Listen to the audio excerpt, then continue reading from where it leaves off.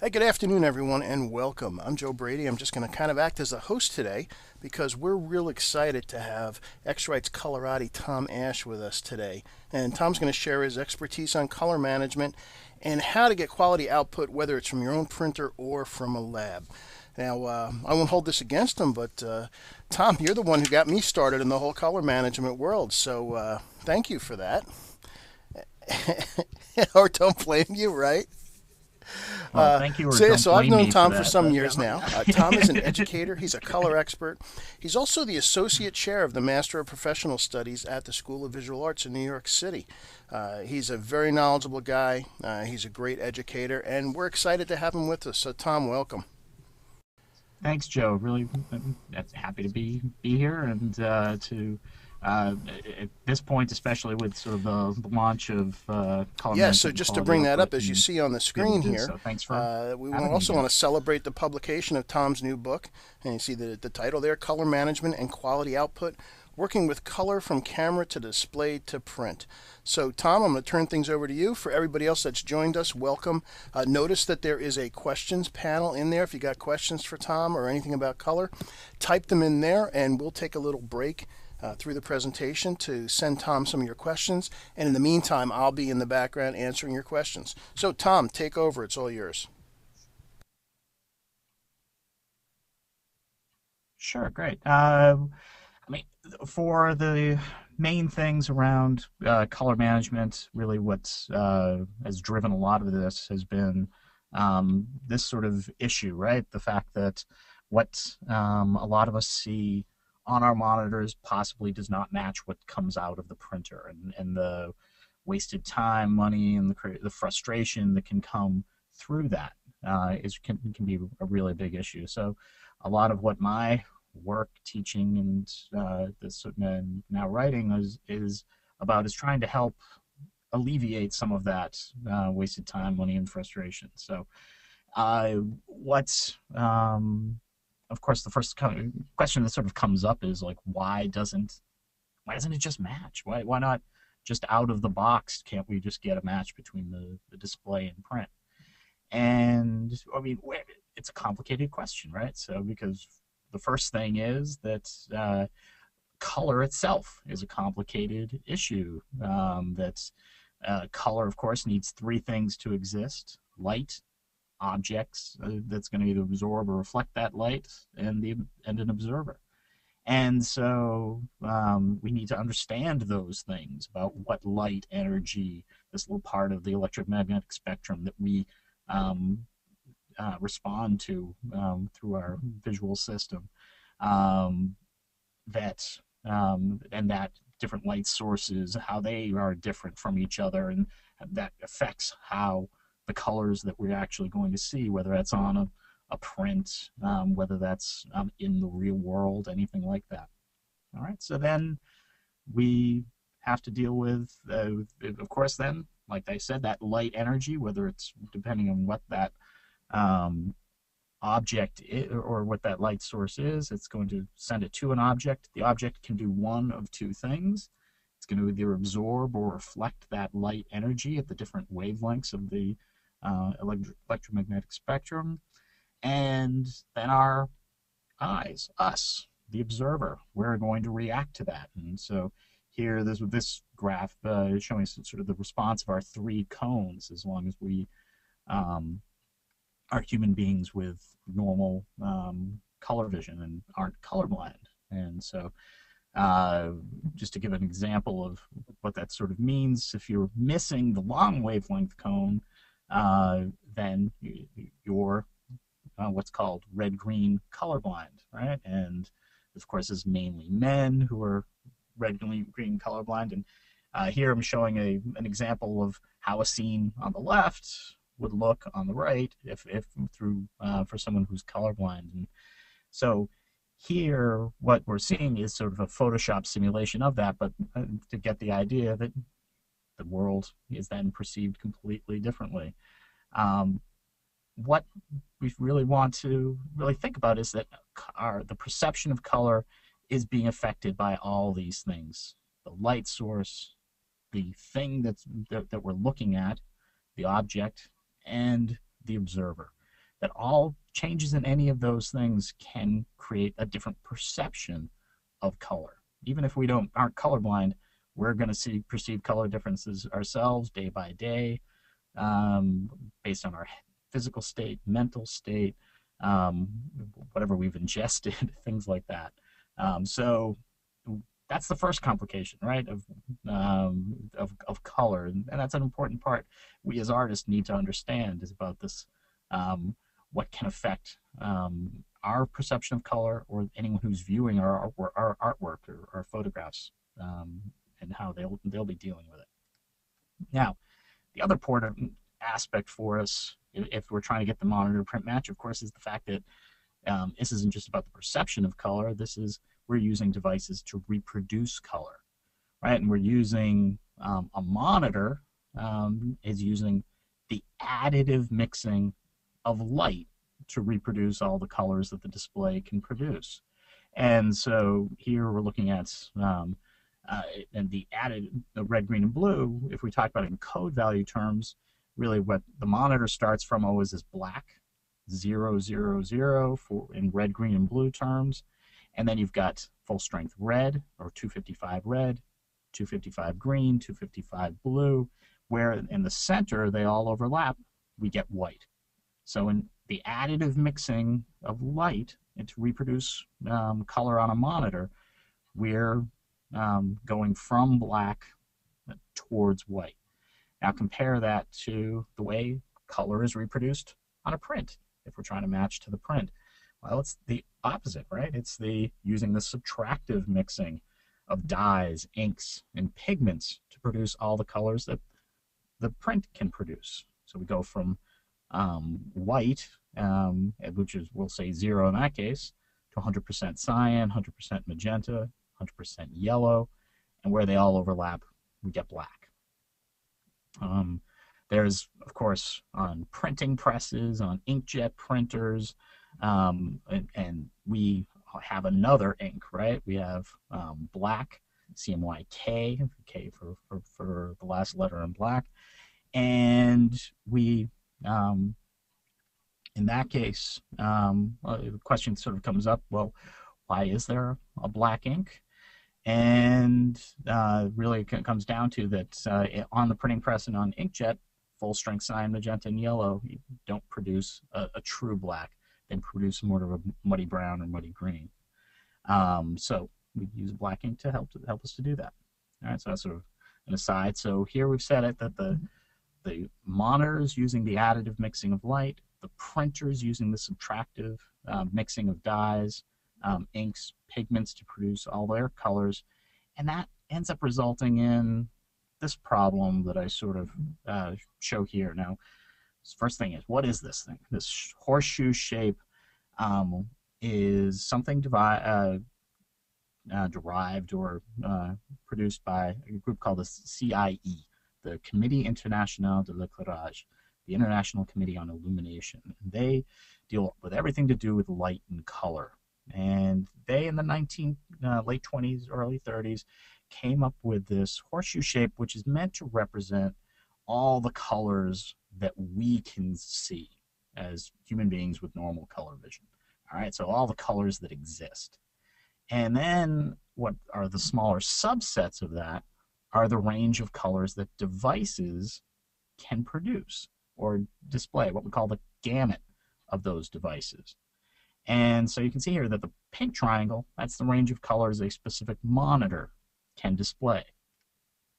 And then what you've got, the green shape, is the range of colors on a print. And specifically, this is on a print on a coated paper, versus the smallest gamut there, the one with the sort of blue shape, which is the range of colors that the same printer on an uncoated paper. Which you sort of expect, right? When you print on an uncoated paper, you're not going to get the dark blacks that you would if you printed on like a luster or a type paper or a photo type paper. So you get that smaller gamut. Now, what this is showing, what I mean by the problem of the monitor to print mismatch, is that's exactly what this is. This is a gamut mismatch between all those devices, right? That there is a mismatch between the monitor and even, let's just say, the coded print, which is the bigger gamut. And you can see that there are colors that the monitor can display that the printer and paper just can't reproduce. And there are colors that the printer and paper can produce that the monitor can't display. It's not working really in either direction. And what sort of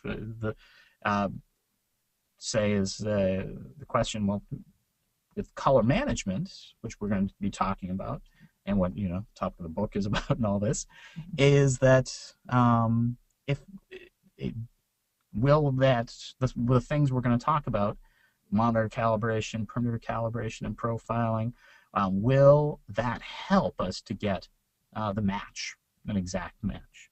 Well, no. I mean, what it's going to do is help us to get as close as possible within the physical limitations. The color management doesn't solve the problems, but it helps us to get as good as we can, right? So we just have to understand that part of getting good color management is actually understanding those limitations of what those devices can produce. All right, so like I said, so color management, that's what we're going to use.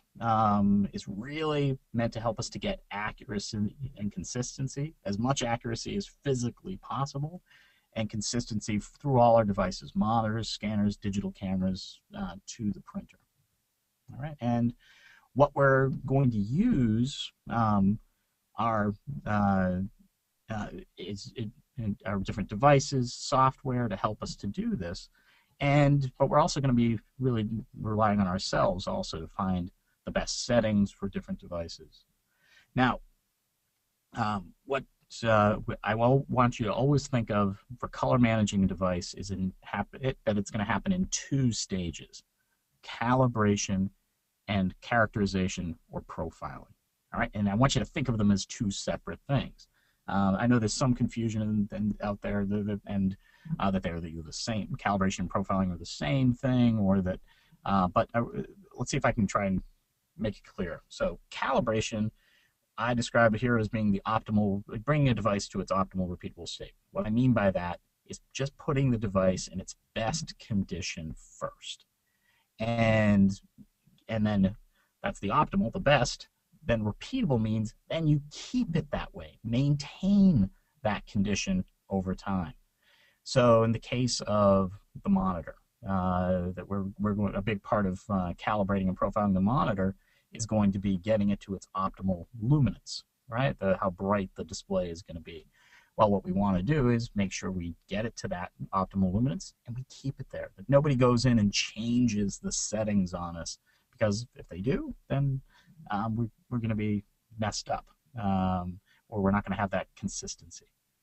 All right, and so on the printer side, calibration means making sure we get the optimal settings for the printer and paper that we're going to be printing onto, and making sure that that's in the best condition as well.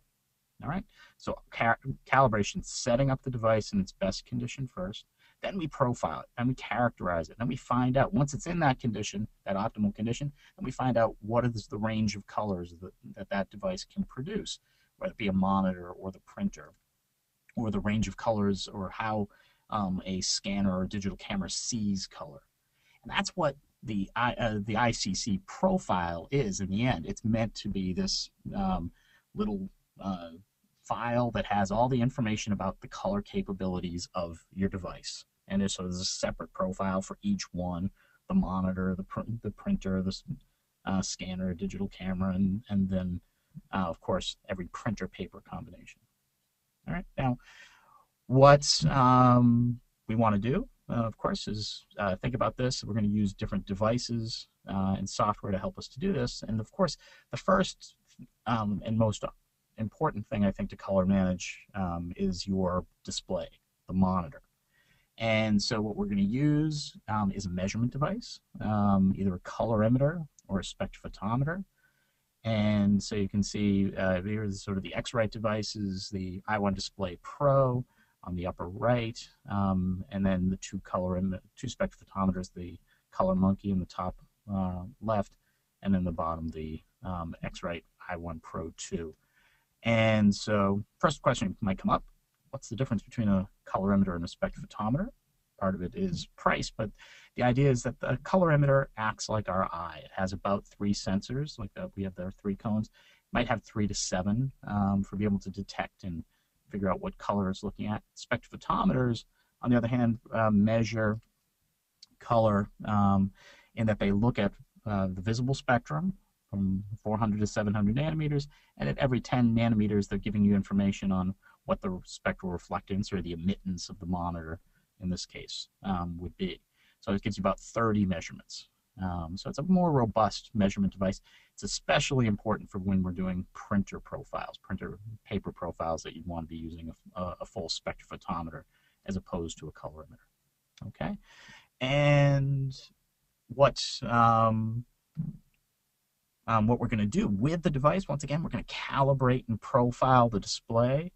Calibrate, set it up in its best condition, and like I said, one of the biggest problems we can have with the monitor to print match, most common things people say is that the real problem is that the display is too bright, or really the print's too dark and compared to the display.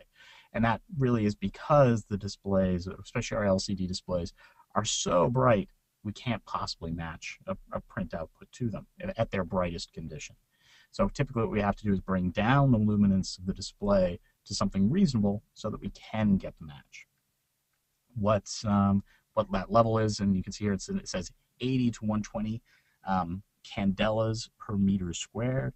So you can see that sort of brightness over an area, and this 80 to 120 is more reasonable. Typically, some LCDs can be up to 300, 400, 500 candelas per meter squared. So bright, beautiful objects, which are great for other reasons, but not necessarily for matching our prints to. So that's the first thing we'll do with the device to calibrate it, get in its best condition, is bring down the luminance. The gamma is a contrast of the display. 2.2 is typically where we're going to set that to. And then the other part we have is the white point, or the color temperature of the display. Now that's something we talk about when we're talking about light sources, typically, color temperature. We use the scale Kelvin, Kelvin, and we go from here down at the bottom. Candlelight is around 2,000 Kelvin. Tungsten light sources 3,200, 3,400 Kelvin. Photographic strobes or photographic daylight is 5,500 Kelvin. Overcast sky, 6,500 Kelvin. Clear blue sky, 10,000, 12,000 Kelvin. Now, of course, for our monitor, where we want it to be is somewhere in the middle there, between 5,000 Kelvin and maybe 6,500 Kelvin. And 6,500 Kelvin is definitely the most common color temperature that we would end up at, especially for if we're doing mainly work for video or the web. For print output, I can have an argument, and what I use is 5,500 as my the white point for my display to get a little bit closer to the print output that I'm working on. All right, so that will depend somewhat. So we calibrate and profile our display with the software. You can use i1 Profiler, or if your display, like some of the AZO or the NEC displays, they have their own software. You use these color measurement devices to help us to be able to do that. So we use these measurement devices with those other software packages or with i1 Profiler to be able to get the match. Okay. Now it's to help. That really helps find out how the monitor displays color, and so we've got that side of it done. Now the other things that once you have got the monitor calibrated and profiled, which you also want to be concerned with, is the environment around your display, because we're influenced by the color around our display at the same time, right? So here, one of the things you can see that we've done, it's important to have around your monitor subdued light that's indirect, hopefully not falling directly on your display. One thing you can do to protect your monitor from indirect light, of course, is to have a hood, like you can see on this AZO display, which can be very beneficial. Other things, of course, that if you are setting up just your computer itself, that you'd want to be concerned and thinking about is the environment on your desktop, or how you have Photoshop set up at the same time. Now, if you look at these two sort of purple colors, this is what this is meant to show you, is that the two purple colors on the left and the right appear different from each other, right? That they, on the left, it looks a little bit lighter than on the right. In fact, these two colors are the same. If I can just approve it, I'm putting this across. Why do they look different? Because there's a subtle gradation that's darker on the left and then lighter on the right.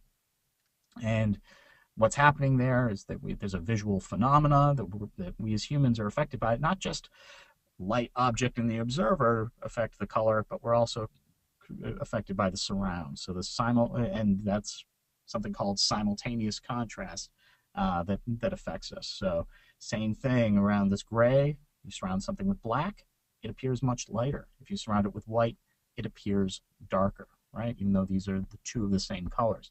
So all that being said is that part of setting up our best conditions for the display will be, and for making a color critical environment, for being able to work on our images, one of the things I'll do is recommend setting up your desktop, making that a middle gray as opposed to black, white, or a very strong color, which would have a big influence on what we're seeing. So solid gray medium possibly for the desktop. In Photoshop, Photoshop CC and even CS6 before that, what their new environments that they have as a default is very dark surrounding the image. And based on that simultaneous contrast stuff, of course, that makes our images appear lighter on the display. Well, if our prints are seeming dark and our monitor is suddenly making it even brighter by having the dark surround around our image, then that is hurting our monitor print match. So what I'd recommend is actually pushing Photoshop's environment and the screen around it to being more the lighter environment. You do that under the preferences and the interface, and we give it to that darker, that lighter surround, so that it would help. That will help with better for making the monitor print match more improved. That being said, if you're mainly doing video or other things, then possibly the darker interface would be more applicable to you. All right, so calibrate and profile the monitor, get the environment set up as well as we can, so that and that we can work on the monitor and have everything as appearing as well as possible. All right, so next step that we might want to worry about are input devices, right? That whether that be scanners or digital cameras, and we want to calibrate and profile those. What we use are some different tools for profiling a scanner, and what we mean by profiling a scanner is that we're profiling, we're trying to find out how the scanner sees color so that we can get the best match possible to the original we would have put onto the scanner, whether that's a reflective print or a transparency, a slide that we would have scanned. This isn't for scanning negatives, color negatives. This is really just for scanning of prints and transparencies, because that's our goal, to match the original. What we do is we scan this IT8 target that you see here that's been measured with a spectrophotometer, so we know what colors are in the target, and we scan that in. The big thing, the calibration part of the scanner, is making sure that the scanner isn't doing any automatic color adjustments. If it is doing automatic color adjustments, we need to turn that off, because we want to be consistent, right? That's what that calibrated again. Optimal, repeatable state, that it's scanning the same way every time. If it's an automatic, it's changing for every image that it's looking at. And we bring that into the software like i1 Profiler. It compares the measurements of that target with the colors from the scanner. We find out how the scanner sees color, and we can use that profile in Photoshop, and I'll sort of show you that later, how that works. The other input device, of course, we'd be worried about is the digital camera, and there we could be building one of two types of profiles, an ICC profile or a raw DNG profile. And so here we're using a different target. We're using the Color Checker SG, X-Rite Color Checker SG, or the 24 patch traditional Color Checker, which is sort of at the bottom of the Color Checker Passport, which is at the bottom. Okay, and most photographed objects in the world. And what that's going to do is tell us how the camera sees color. And really what we want to do is remember that digital camera profiling, it's really great. It's going to help you match the colors of the original scene better and give you possibly more consistency. But it's really mainly for applications where your goal is to match the colors of the original scene as closely as possible. Things like catalog photography, product photography, and fine art reproduction. If you're photographing paintings, you really want to match those colors. That's where I see this controlled conditions, where that's your goal. That's where digital camera profiling is sort of at its best. All right. Last one for profiling, of course, then is our output devices, our printer and paper combinations that we'll want to build profiles for. And what we'll use are measurement devices. And so the i1 Pro 2 that you saw before, the Color Monkey spectrophotometers. We can add some automation with the ISIS if you're doing a lot of profiles, or the IO table. If you're doing a lot. Basically what you're doing, you're printing some patches onto the paper that you're profiling. Make sure that, first of all, when you're printing them, you're getting the best settings for that printer and paper combination. Like I said, the calibration part of printer profiling. Like here, one of the big things, and this is in the print driver for Epson, that like if I was profiling for the Epson 3880 for Ilford Gold Fiber Silk, I would want to have the media type specifically that's best for that particular type of paper. How do you find out what the best media type is? Then to do that, you go to a paper manufacturer to be able to find out which one to put in there. Okay, so from Ilford would say to use for their gold fiber silk, to use premium photo paper semi-gloss as the optimal amount of ink for that printer paper combination. Then we make sure there's no color management, that's turned off when we're printing our patches, so that you're just sending the data straight to the printer. You could also, other parts of making sure that the driver is set up in the best condition is to be worried about the thickness of the paper as well.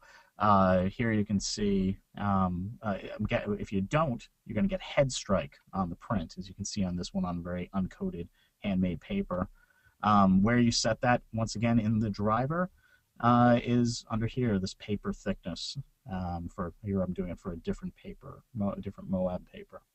All right. Paper thickness here is like we were saying, 6 is in millimeters. We find that out from the paper manufacturer, how thick the paper is. And you can see in this one on the left, which is a Hahnemühle one, that's 0.6 is what they say in millimeters. If you do have it in mils are tenths, like this one, 22.5 mils. The caliper is another way of saying thickness. 22.5 could then be converted to millimeters. The way I do that is just a Google search. 22.5 mils is equal to millimeters, and find out what setting we would then use in the print driver. All right, so we get those best settings. The software i1 Profile will then do the comparison of the RGB numbers sent with the actual measurements you get with the spectrophotometer, telling us what colors result, and we find out about the gamut of that printer-paper combination.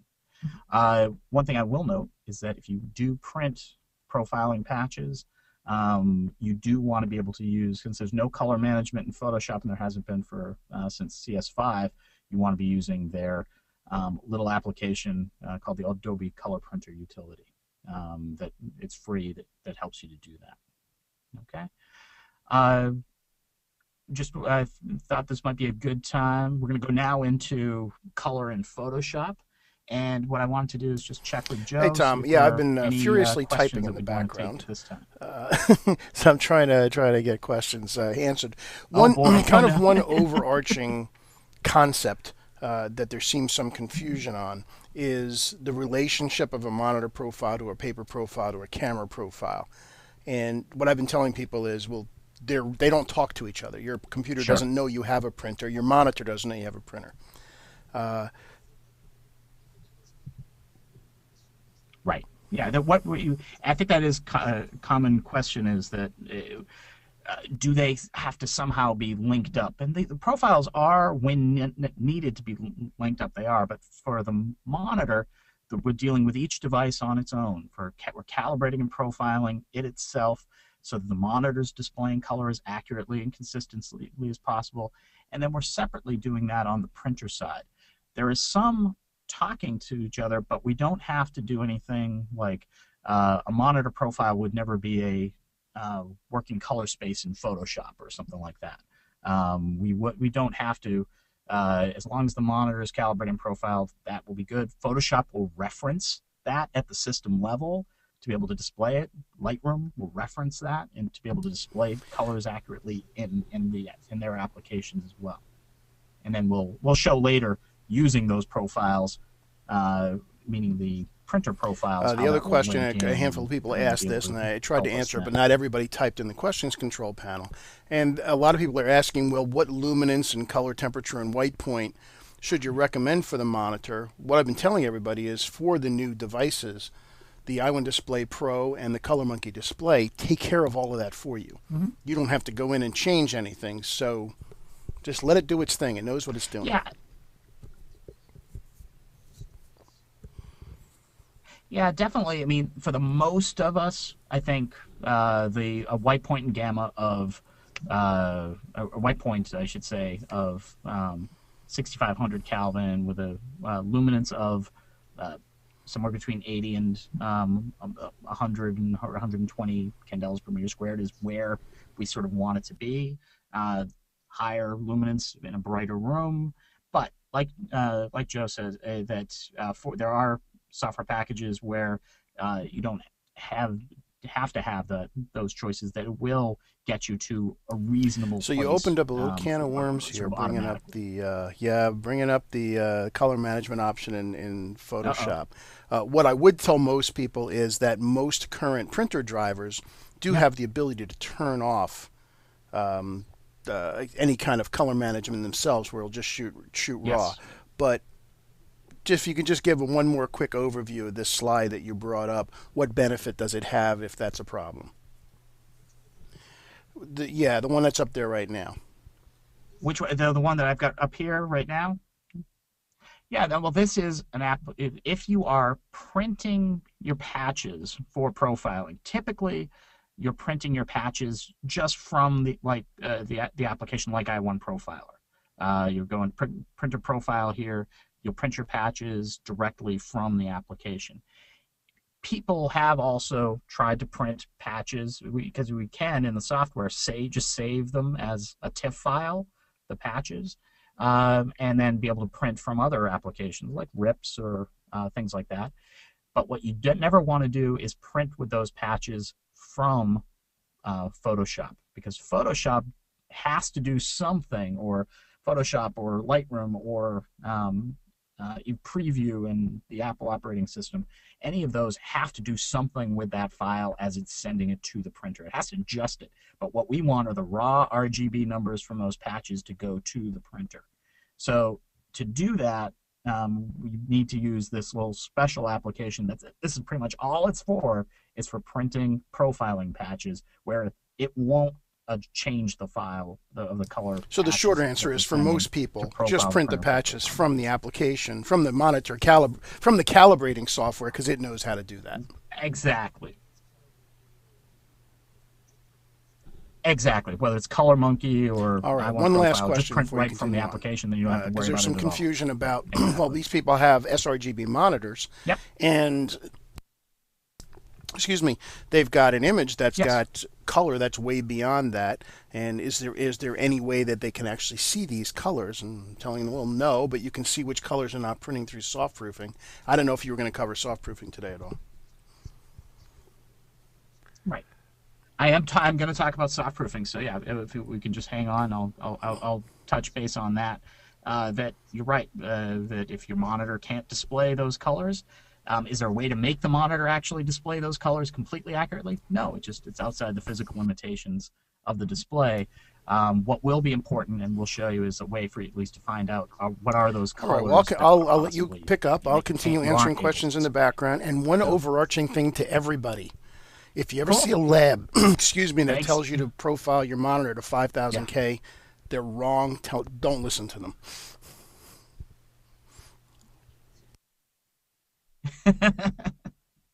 All right. So, what I want to get into a little bit now is using profiles in Photoshop and what Photoshop can do with profiles. And sometimes this can be confusing. The main two things that you can do is assign and convert with profiles. And so I want to make sure you understand the difference about what's happening with those, and maybe when to assign, when to convert.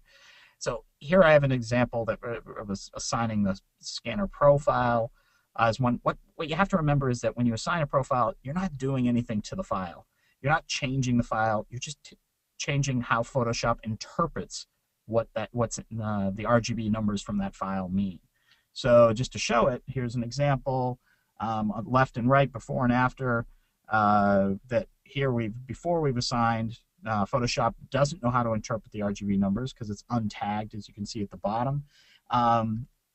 And then on the left, we've assigned the scanner profile. You can see from the histogram and the RGB numbers from the info palette, the file hasn't changed at all.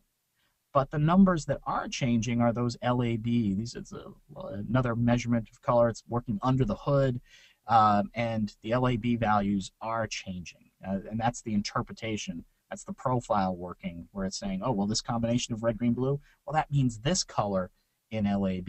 And it's interpreting it and telling Photoshop how to display those colors accurately.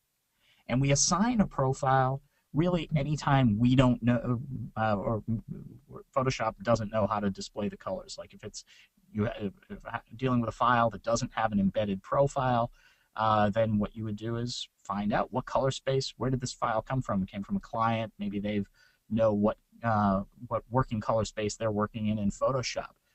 Then you would assign that to the file so that the colors are being displayed more accurately.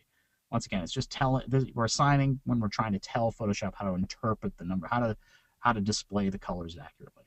All right.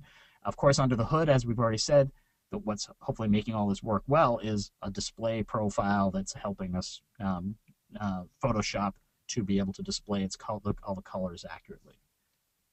All right. So compare that with converting, and when we convert, the RGB numbers do change, and they're being adjusted so that we can get the match from one color space into another. So in this case, I'm converting from a scanner profile into a working color space like Adobe RGB.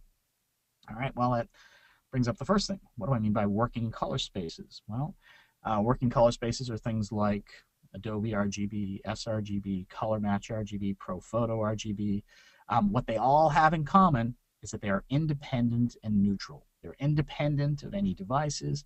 And by neutral, I mean when you have equal red, green, and blue numbers in your info palette, when you're looking at it, when you have equal red, green, and blue numbers in one of these spaces, then you're looking at a neutral. If you're in a scanner space, digital camera space, monitor, printer space, equal red, green, and blue does not necessarily mean a neutral. So we really want our images in these spaces. Of course, these spaces are a little bit different in gamut and the gamut associated with them. So we have monitor size spaces like Color Match RGB or sRGB, the most common one. And then we have a little bit larger like Adobe RGB 1998. And Adobe RGB is a little bit bigger because, as you can see, it's got these extra colors, especially a little bit towards the green on there, that they're saying, and if you are doing mainly print output, then this might be a good choice for you because you're making sure that you can maintain those colors even that the printer paper can produce, even if most monitors cannot display those colors. But you're keeping them in the image, and you'll again still be able to print them out. Even larger spaces like ProPhoto RGB, right? So where the idea of ProPhoto is you really want to maintain all the colors that are that were there in the original scan or in the scene, and you want to be able to archive them and keep them there. Make sure that if you are using ProPhoto, that you're working only at the highest bit depth, 16-bit for processing the images. I would recommend that in general, but it's especially important with ProPhoto. Okay. So our working color spaces, independent, neutral, we're converting to them. In the conversion options here, we can see we've got the engine. Adobe Ace is a good general choice. The ACE, Adobe Color Engine, CMM Color Management Module. Rendering intent, this is how the conversions are happening. And when we do go from one color space that's a larger gamut to a smaller gamut, how are we dealing with all the different colors? And there's two different types of colors, in gamut and out of gamut. And so here we can see if I'm going from the pink space, that monitor space, like to this uncoated printer paper space. So that's much smaller gamut. Perceptual rendering says the out of gamut colors, the colors that can't be reproduced, will of course have to come into gamut. And then perceptual rendering says, well, how do we deal with the in-gamut colors? Well, we're going to move them as well so that the relationship of colors is the same. Right? They're going to be different colors, but they're going to be, the relationship's the same. We're going to be used to that. And that's sort of how photography has worked, color photography, because we haven't been able to ever reproduce all the colors of the world. So, so perceptual is good, especially if you have saturated colors within your image. The other choice, colorimetric, relative or absolute colorimetric. And with either colorimetrics, the out-of-gamut colors come in, but we leave the in-gamut colors alone so that they're as accurate as possible. And so really, I mean, that's a lot. So for a lot of images, you might find that that's actually the better rendering intent. I'll show you in soft proofing how you can make up your mind about that. Okay. Relative versus absolute is about white. And white within our images. Relative colorimetric says white is white. Wherever the brightest white is in the source will be the brightest white in the destination. Absolute colorimetric says the brightest white, or the white in the source, we will try to actually match it for color in the destination. So we'll actually make changes to the white point. For photographers, we use relative colorimetric or perceptual only. The other one we don't also use is saturation, where the out-of-gamut colors come to the gamut boundary, and the in-gamut colors also get boosted. All right, so we don't use saturation or absolute colorimetric much. All right, so we do this conversion, black point compensation, important for maintaining shadow detail. Use dither can help make smoother gradations. But here, let's look at that, the conversion, the difference between convert and assign. Remember when I showed you the assign before, that's visually the image changed on the display, but we really left the file alone. Now when we do the conversion from the scanner space into a working color space like sRGB, here the numbers are changing. The histogram changes, the RGB numbers change, but underneath the colors remain the same. So that's what we convert when we want a match. We'll convert when we want to prepare files to go to the web. We'll convert them to sRGB. Or if we want to send them to a lab and the lab says they want your file in a certain color space, you'll convert to that space. When we print, a conversion will happen, but it'll happen on the fly. We don't have to actually go within Photoshop and do the conversion. All right. Another thing we can do in Photoshop, which is great, is soft proofing. So here you can see we've got our original image, which is from a test page from a bunch of my students over the years. And so here we can, we have the original, but then we can do view, proof, setup, and custom. And in there, we can select our printer paper profile, and we can see, and you can see, especially in the spectrum gradient that we've created in this test page, where we won't be able to produce the full gamut of colors, right? We can compare the different rendering intents, right? So here I'm comparing the rendering intents between these two different profiles for Ilford Smooth Pearl that I created, relative colorimetric versus perceptual. And you can see it's going to depend on the image. Perceptual is really going to be better if it's that red flower image, right? Because we're going, because we're maintaining, we're maintaining the shadow detail a little bit better, okay, in perceptual.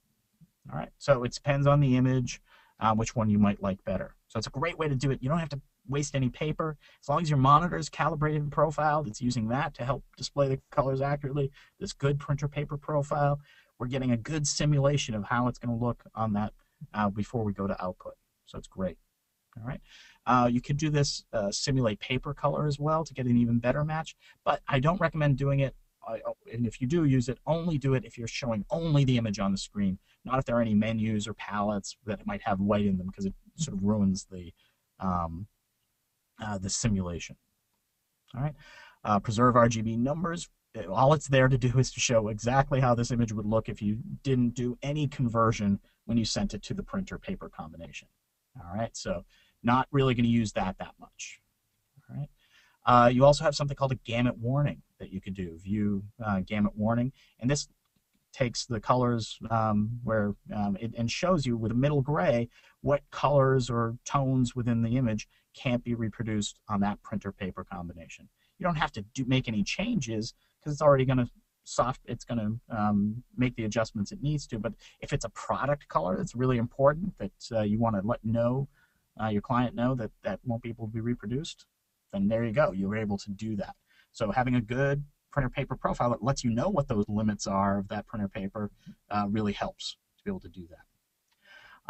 Just so you know, the past couple versions, Lightroom has also allowed you to do soft proofing within its develop module, which is great. So here you can see it using a generic printer paper profile for the Epson 7880 for Ilford paper.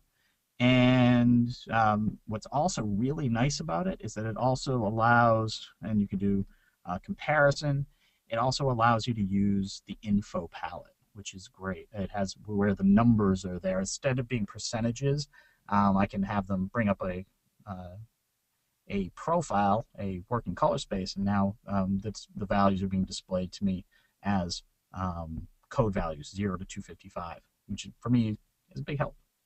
All right, so soft proofing, we're getting that set up. We have a good monitor profile, good printer paper profile. That helps us to be able to get the simulation of how it's going to look before we print it out. Other stuff we have to worry about when we're preparing our files, of course, is that we'll want to size them properly, our images, to be able to get our file, get them ready. We have to either increase the size, possibly if we're going to some print output, or reducing the size, maybe if we're going to a web or a tablet.